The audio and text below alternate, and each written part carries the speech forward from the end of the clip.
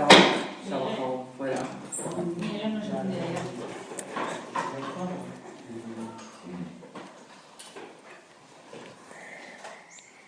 Bien, pues buenas tardes y gracias por venir a esta charla que ya cierra el ciclo de los viernes Poesía.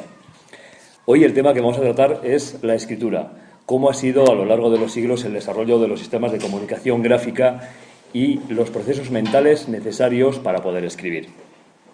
La invención de la escritura podemos datarla hace por lo menos 4.500 años en Mesopotamia, toda la zona que hoy día ocupa la zona del Líbano, Siria e Irak. Esa zona por ahí, la zona de la confluencia de los ríos Tigris y Éufrates, esa zona fue la zona donde principalmente comenzó la civilización que hoy disfrutamos y que hoy tenemos por aquí.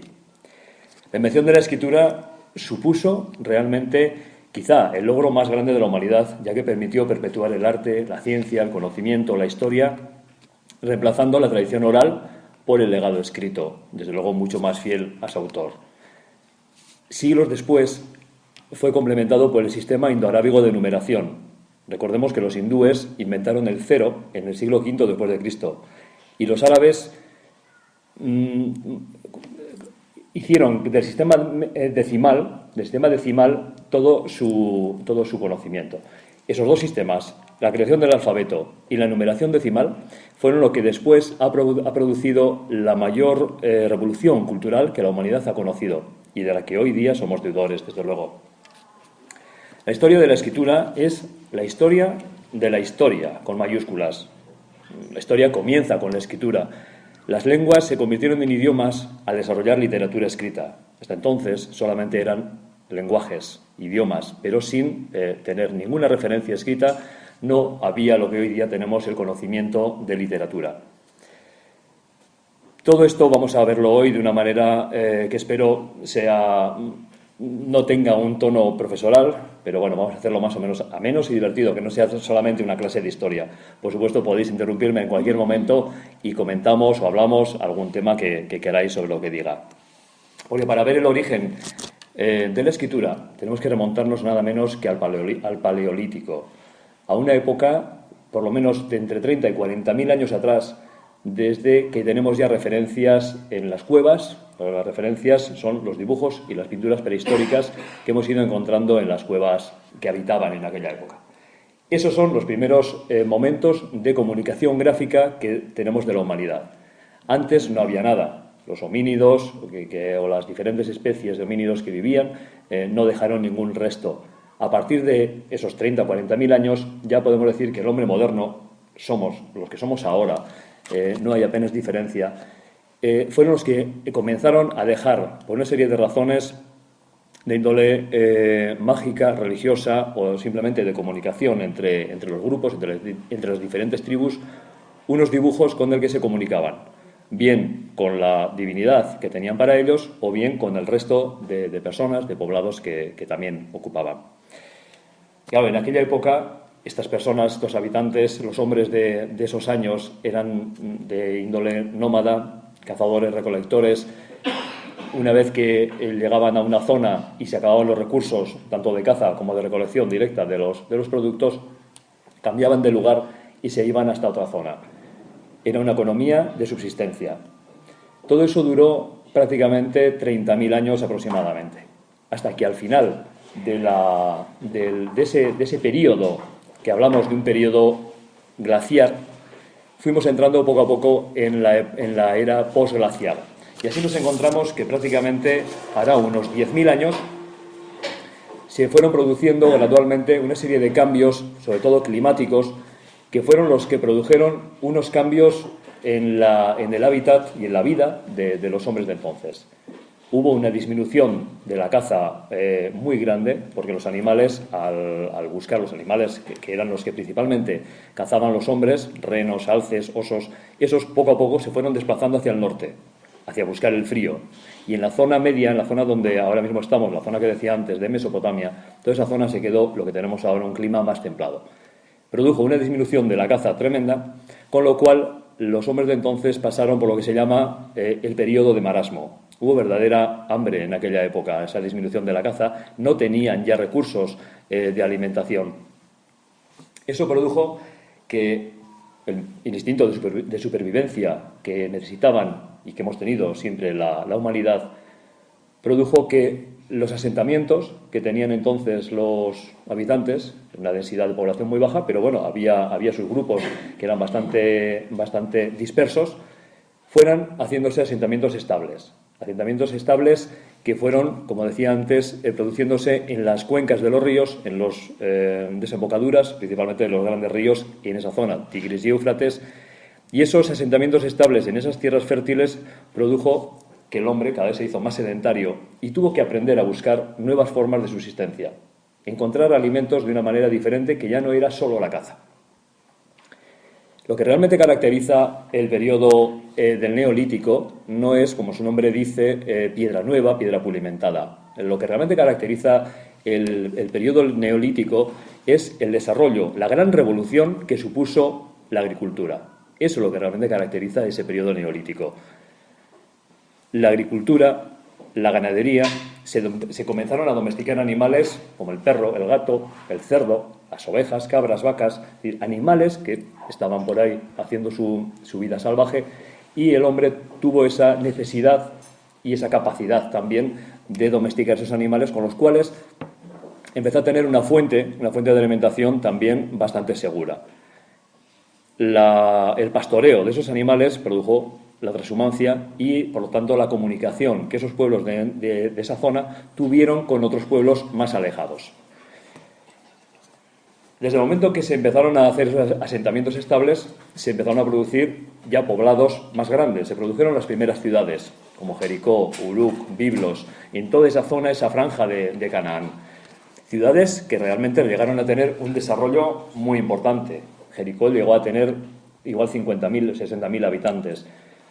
Toda esa gente, esa población, producía, como es normal, una serie de necesidades que hubo que ir cubriendo. Entonces se comenzó a desarrollar, como decía, la agricultura, la ganadería, se inventó el regadío artificial, se canalizaron las aguas para poder llevar a hacer zonas fértiles donde no las eran. Se comenzaron a hacer también almacenes de grano para poder tener esos excedentes que podía haber. Se aprendió a trenzar fibras como lino, lana, esparto, cáñamo, y poder hacer y fabricar telas. Y algo muy importante que caracteriza ya todo ese tiempo, ese periodo, es el desarrollo de la alfarería. El desarrollo de la alfarería sin duda supone una evolución en cada pueblo. Realmente caracteriza también a pueblos alfareros o prealfareros. La alfarería supuso un desarrollo de tal envergadura que a partir de entonces, digamos que pudieron los habitantes de todas esas ciudades ir todavía más lejos en su proceso social, ¿no?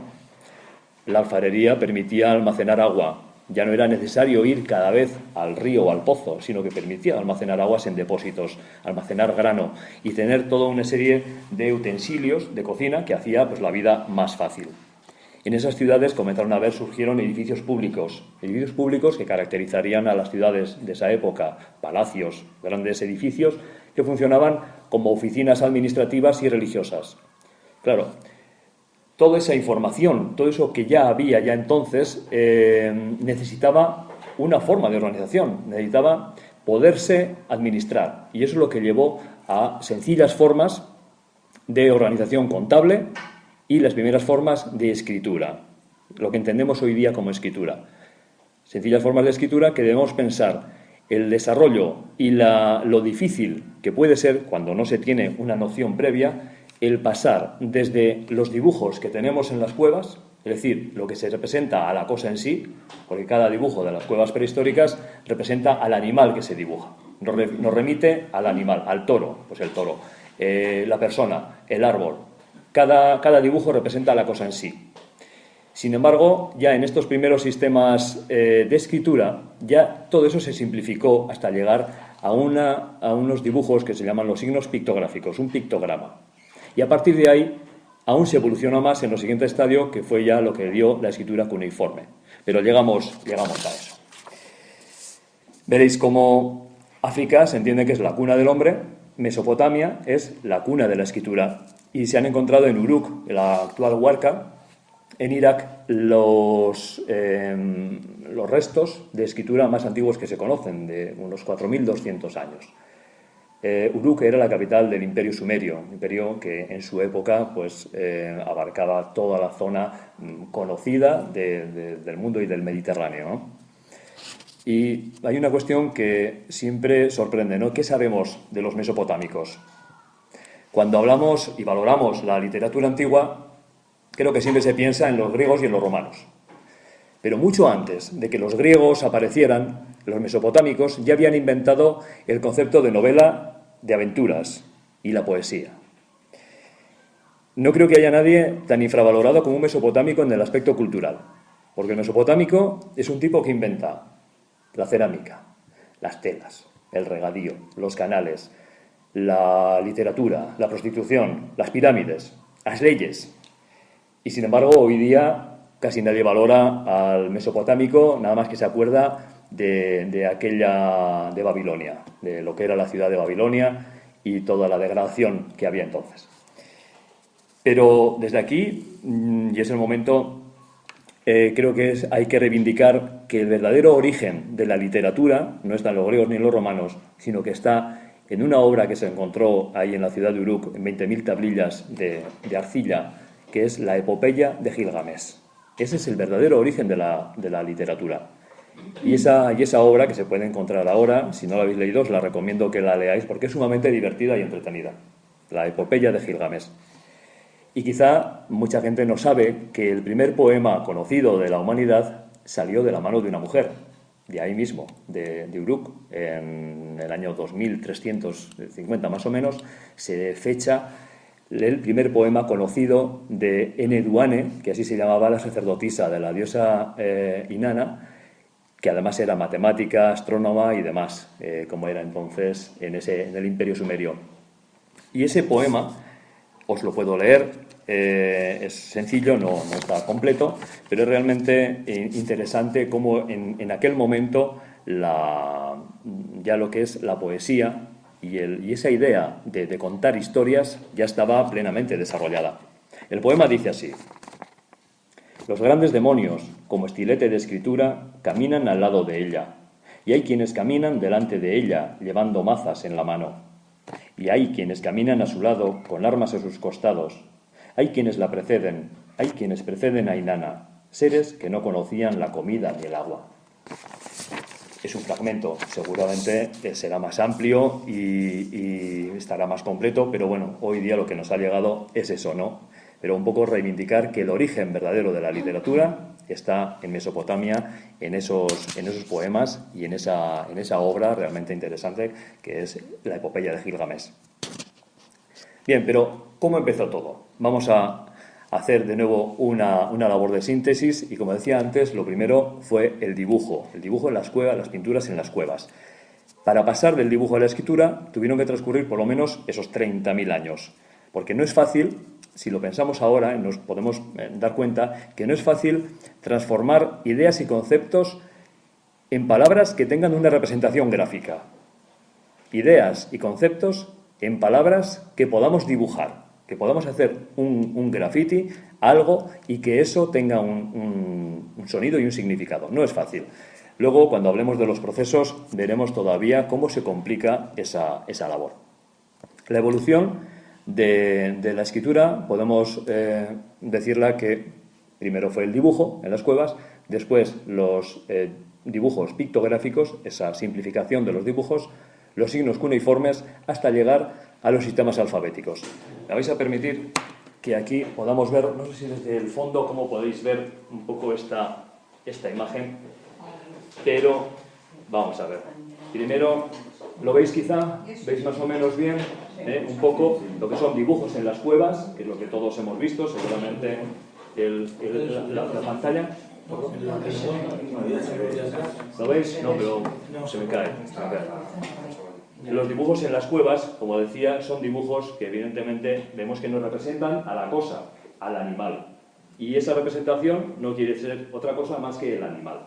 Es el toro, el buey, los dibujos, las manos, con una significación, como decía, o bien mágica, simbólica, religiosa, o a veces también, ya sobre todo en los últimos estadios de todo ese periodo neolítico hasta llegar paleolítico,